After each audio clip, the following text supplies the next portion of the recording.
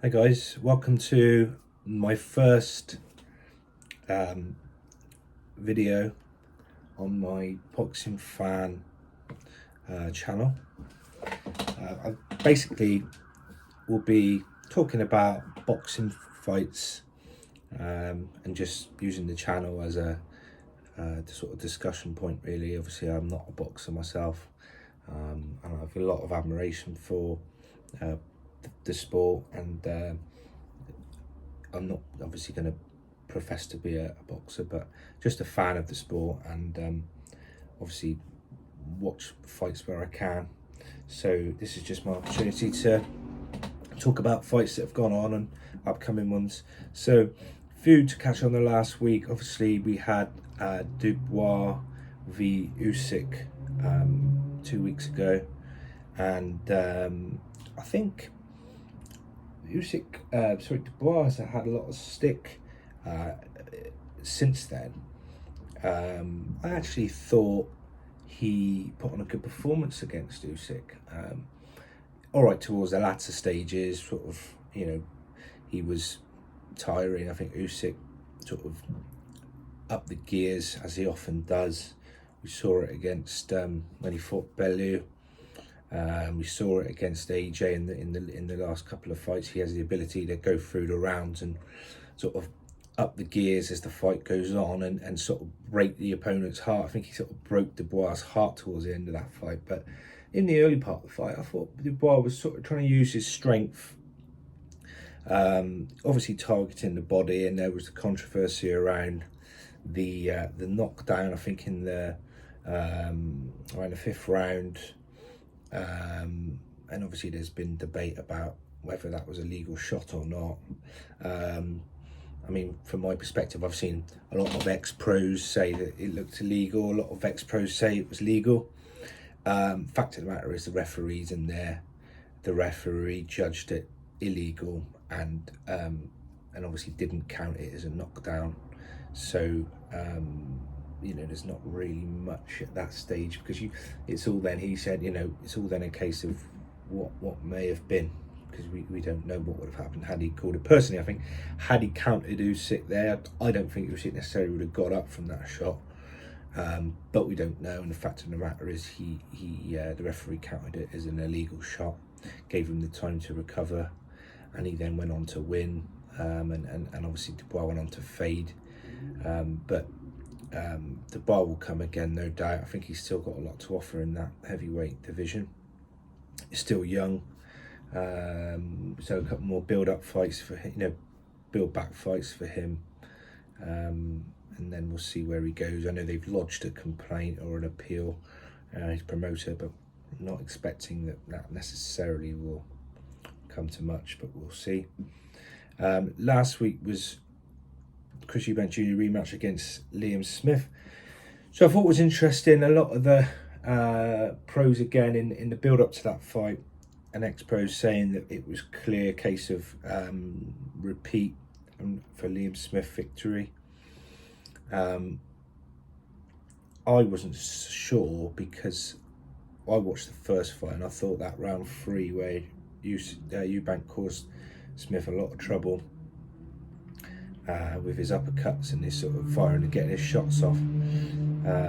But then again, you sort of think, hearing all these professionals saying it was, Smith has got his number, you think, is it a case of, hey, Bellew 2 or, AJ Usyk rematch somewhere where one boxer just has the other's number? I mean, I remember when I watched Hey Bellew 2, I remember the first fight being convinced Hay was going to stop Bellew.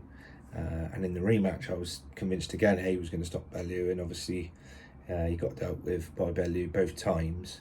So you sort of thinking, look, is this a case of similar there again to those? But obviously completely different scenario, and probably Eubank, one of his best performances of his career. The way he seemed to just look so good on the scales, I thought. Just ripped to the bone, and right from the get-go he sort of boxed beautifully behind his jab. Never really seen Eubank look so sort of composed and box so well. I mean, I've obviously watched a lot of Eubank, and one thing that people have always said about him is he's got balls of steel, and he'll stand and trade, but he can't box, which I think potentially is a bit harsh given the fact that he's sort of 33-2 or something along those lines. He's got a good record, and actually has only lost narrowly to Groves and Billy Joe Saunders, who were both ex-world champions. And in fairness, I thought he was in both of those fights, particularly Groves. I think he really came on strong in that fight, nearly had Groves out of that fight. So I was surprised that he was sort of written off, really. But then he is that much older, and I think there was concern about whether he could make that weight limit. But I was really impressed the way he dealt with that. And Smith didn't look 100%, I think, and there's been talking in the aftermath about him having struggled to come back from injury. No doubt that played a factor, but he got in there. So I guess when you get in there, you can't really make those excuses. It's a case of, well, I'm fit to fight, and unfortunately it was a very comprehensive rematch win for Eubank, who will probably now go on to make some big money fights, whether it be Conor Benn, who he fancies, I think, or perhaps he might go on and fight. I think there's talk about him fighting a Kell Brook or someone like that, although I'm not convinced by that personally. I think Kell Brook has been retired and probably just looking for potentially a payday. If I were Eubank now, I would look to go to try and see if he can get himself ranked and get himself fighting for a world title, because I think that performance showed he's good enough. I've always thought he was good enough anyway, but now's the time, I would suggest. So, and a couple of fights on the undercard. There was of note, I thought Fraser Clark looked sort of pretty ordinary really against Dave Allen. Dave Allen is obviously been retired, and a couple of warm-up fights came back.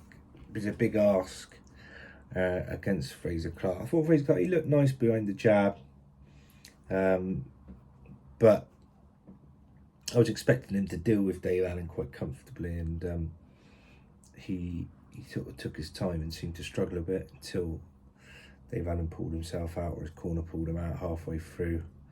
So remains to be seen what's next for Fraser Clark, really. But he's sort of not young to the professional game, but not young in age. I'm waiting to see him really come out and deal with someone of note.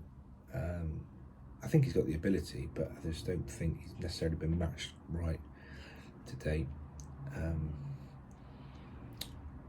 And we also saw good wins on that undercard from Michaela Mayer, who I think looked good, and also Jack Cullen, spectacular knockout win v Mark Heffernan. So I enjoyed that night of boxing. Watched it all on the pay-per-view and thought it was good value for money.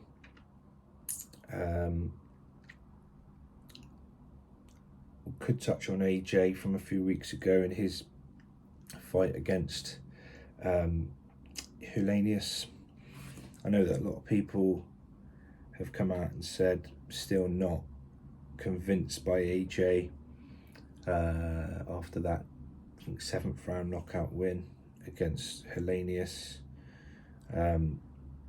standing in for Dylan White, who obviously failed a drug test, as did Helenius, apparently in the aftermath, which is another issue. But no, I thought obviously AJ was calculated. He does seem to box that way now, where he's not so much of a slogger.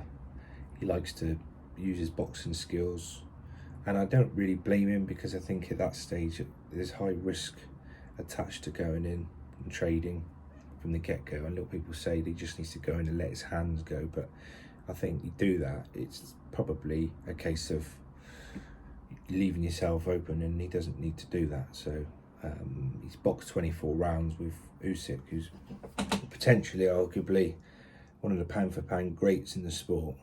Okay, he didn't sort of manage to get to him, but he proved he could stick with him, box with him. So I would think he could probably outbox most heavyweights out there. And then when the time was right, and he felt the time was right, obviously Helenius tired, he took his opportunity and got the right hand to land in quite spectacular fashion. And now there's talk of him going in with Wilder, which obviously splits opinion. People saying that he won't be able to hide and box with Wilder. I disagree personally. I think that he's a far superior boxer to Wilder, and I think it'll be a good fight, but I personally think he'll deal with him because of his boxing ability. I don't think Wilder's shown he's actually a great boxer, and he's got knockout power. We've seen that time and again, but he doesn't like being backed up, and I don't think he will be able to out-jab AJ. So I would suggest AJ can win that one if and when it gets made. Hopefully it gets made. So that's it really. That's my first video on my boxing social channel, JH Boxing Fan. Please put your comments on whether you agree with me, disagree with me. We're going to see more of this sort of thing, talking about upcoming fights, talking about fights that have gone on. So yeah, like and subscribe, and yeah, thank you for watching.